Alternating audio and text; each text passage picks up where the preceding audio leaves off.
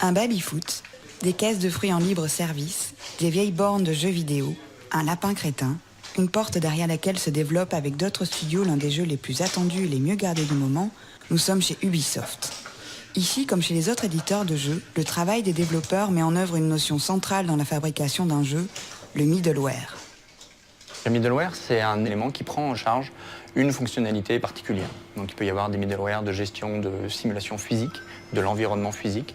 Il peut y avoir des middleware d'effets spéciaux pour faire de la fumée, pour faire des flammes, pour faire du feu. Il peut y avoir des middleware de végétation. Donc en fait, un middleware, c'est le logiciel qui va être utile dans l'environnement complet du moteur de jeu.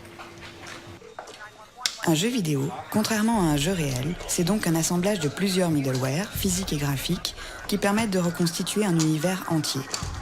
Pour la dernière production d'Ubisoft, Watch Dogs, 98% des middleware ont été développés en interne. Donc sur un jeu comme Watch Dogs, nous avons créé des systèmes relatifs au monde qui vont permettre de gérer des choses comme la lumière. Par exemple, cette scène peut être vue de différentes façons à différentes heures du jour et de la nuit. Nous allons avancer progressivement la nuit, et c'est un système middleware dans le sens où il va avoir une influence sur tout le système d'éclairage de la ville. On va pouvoir prendre un autre exemple tout bête qui va être dire au jour on va changer le temps. Comme vous pouvez le voir peut-être là, on a des feuilles qui volent, et ces feuilles qui volent réagissent à un middleware, qui est un middleware de vent.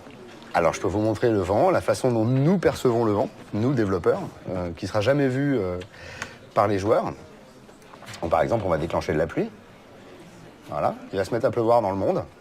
Et à partir de ce moment-là, les surfaces vont réagir aux gouttes d'eau. Et si nous avions affiché les personnages et les voitures, ils auront eu des comportements adaptés. Ces systèmes changent radicalement le spectre des possibilités qu'on a dans un jeu et donc le spectre des expériences. Pour faire un middleware de physique, on va pouvoir visualiser des informations qui pilotent le système 3D et le système de physique. Typiquement, ce que vous voyez ici, c'est les parties qui vont réaliser des collisions et 4 petites croix vertes qui représentent les points de contact des roues qui, elles, vont répondre à la physique.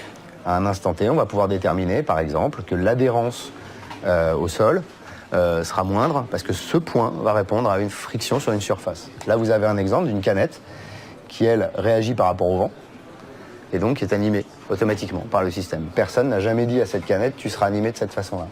Donc ces systèmes de très haut niveau ont des conséquences sur l'intégralité du jeu et sur l'expérience de jeu du joueur. Vous n'allez pas conduire une voiture de la même manière lorsqu'il fait beau que lorsqu'il pleut.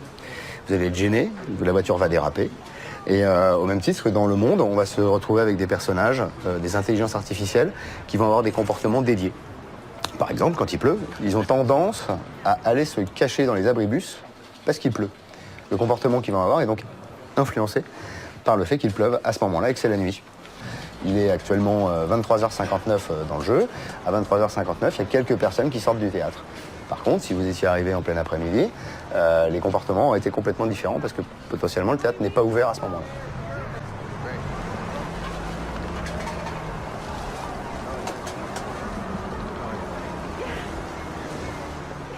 En fait, l'un des intérêts d'avoir des middleware, c'est que plusieurs jeux, plusieurs productions de jeux dans les différents studios peuvent réutiliser des éléments et on peut essayer de l'extraire et d'en faire un middleware pour le repackager pour les autres productions de jeux. Donc c'est l'un des enjeux en fait forts dans les productions de jeux modernes.